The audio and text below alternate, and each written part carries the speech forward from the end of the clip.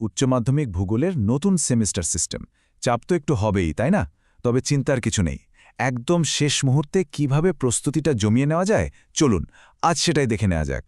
আর এই যে চিন্তাটা হচ্ছে এটা কিন্তু খুবই স্বাভাবিক। সিলেবাসটা যেহেতু একদম নতুন, তাই প্রশ্ন কেমন হতে পারে তা নিয়ে একটা ভয় তো কাজ করবেই। কিন্তু আমাদের আজকের এই আলোচনার উদ্দেশ্যই হলো ওই ভয়টাকে একটু দূরে সরিয়ে প্রস্তুতির জন্য একটা পরিষ্কার রোডম্যাপ তৈরি করা।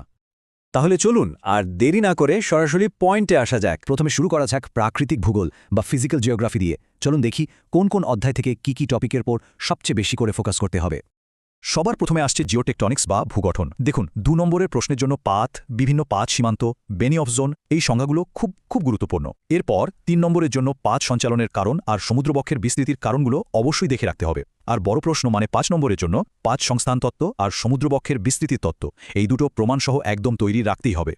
এবার চলে আসি নদী আর সমুদ্রের কার্যে।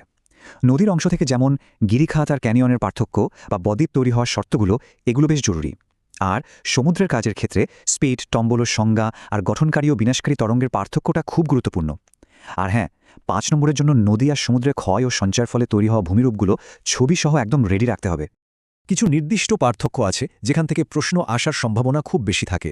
যেমন এই যে দেখুন, স্ট্যাক আর স্ট্যাম্প, এই দুটোর মধ্যে যে সূক্ষ্ম পার্থক্যটা আছে সেটা ছবি দিয়ে বুঝে নিলে লিখতে খুব সুবিধা হয়।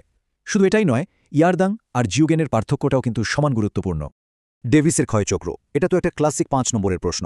এই যে দেখুন, পুরো প্রক্রিয়াটা 3টে ধাপে ভাগ করা আছে: যৌবন, পরিণত আর বার্ধক্য।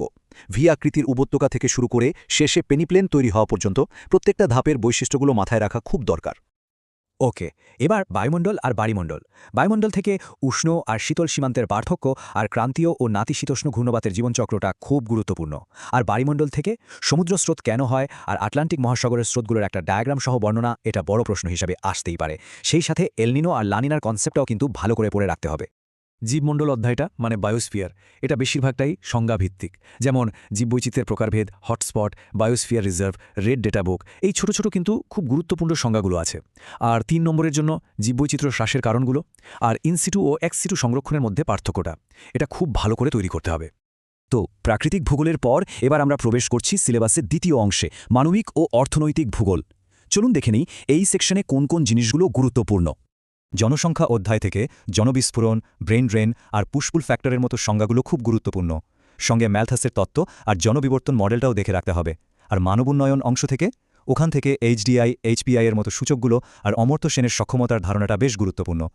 এবার আসি ভারতের ভূগোলে, নির্দিষ্ট করে বললে প্রধান শিল্পগুলোতে। এই জায়গা থেকে প্রশ্ন আসবেই, এটা ধরেই নেওয়া যায়। প্রত্যেকটা শিল্পের জন্য আলাদা আলাদা টপিক পড়তে হবে। যেমন লৌহ ইস্পাত শিল্প কেন পূর্ব মধ্য ভারতে গড়ে উঠল, বা পেট্রোরসায়ন শিল্প কেন পশ্চিম ভারতে এত উন্নত।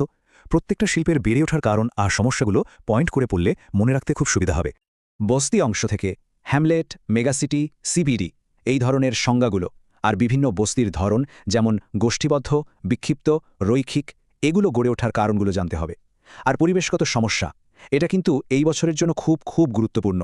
গঙ্গার দূষণ, কলকাতার বায়ু দূষণ, আর্সেনিক সমস্যা আর মানব বন্যপ্রাণী সংঘাত, এই টপিকগুলোর কারণ আর নিয়ন্ত্রণের উপায়গুলো ভালো করে দেখতে হবে। তো আমরা আলোচনার প্রায় শেষ পর্যায়ে চলে এসেছি। এতক্ষণ যে টপিকগুলো নিয়ে কথা হলো, সেগুলোকে পরীক্ষার আগে দক্ষতার সাথে কাজে লাগানোর জন্য একটা স্মার্ট স্ট্র্যাটেজি দরকার। চলুন সেটাই এবার এক ঝলক দেখে নিই। তাহলে ফাইনাল স্ট্র্যাটেজিটা কী দাঁড়ালো? প্রথম পয়েন্ট, মনে রাখতে হবে এটা একটা গাইড, পড়াশোনার কোনো বিকল্প নয়। দ্বিতীয়ত, আতঙ্কিত না হয়ে এই গুরুত্বপূর্ণ টপিকগুলোকে অগ্রাধিকার দিতে হবে। নিজের শক্তিশালী জায়গাগুলোকে আরও একবার ঝালিয়ে নিতে হবে। আর অবশ্যই ভূমিরূপ বা সমুদ্র স্রোতের জন্য ডায়াগ্রাম প্র্যাকটিস করা মাস্ট। আর সবচেয়ে শেষে, সবচেয়ে জরুরি কথা, ওই দুটো প্রশ্ন পড়েই সব কমন, এই চিন্তা মাথা থেকে একদম বের করে দিতে হবে।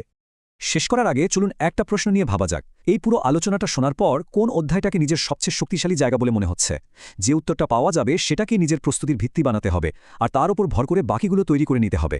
সকলের পরীক্ষা যেন খুব ভালো হয়, শুভেচ্ছা রইল।